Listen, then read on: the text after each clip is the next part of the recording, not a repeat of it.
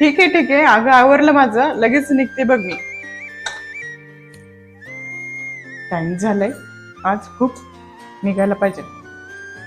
नवलपरीच ऑफिसात काम करते, काय हिचं कौतिक. सासूबाई आज खूप लेट झालंय, मी कामावर निघाले.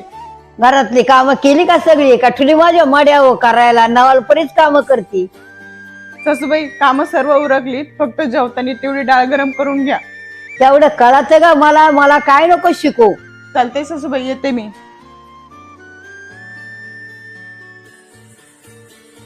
अगं बाई, अख्खा दिवस गेला, दिवस माळावला, अजून हिचा तपास नाही.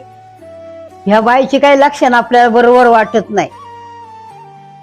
Thank you sir. आज खूप त्याच्यामध्ये थँक्यू काय बोलायचं? अहो आज खूपच लेट झालं ऑफिसच्या कामामुळे ना, ओके ओके, आणि मला बस सुद्धा भेटली नसती. धन्यवाद हो. ठीक ठीक. अगं बाई, कोणाच्या गाडी आली, कुठं तरी शान खाती. काय ग, एवढा टाइम लागत का कामावून यायला? अहो सासूबाई, ज्या रोज बस मध्ये येते ती बसच माझी सुटली, त्यासाठी उशीर झाला. बाबा कोण होता त्याच्या गाडीवर आली? अहो सासूबाई, आमचे सर होते, त्यांना सुद्धा इकडेच काम होतं, मग ते बोलले यायचं का, म्हणून मी आले त्यांच्या गाडीवर. ठीक आहे ठीक आहे, ती घरातली कामं उरकून घे जा. आईचं काय लक्षण मला बरोबर दिसत नाही. थांब, मी माझ्या बहिणीला फोन करून सांगते.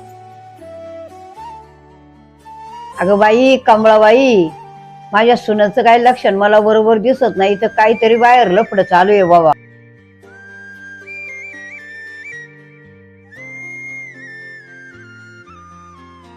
हिची नाटक पगन तोर पगन नाही तर हिचा हात धरून घराच्या बाहेर काढी.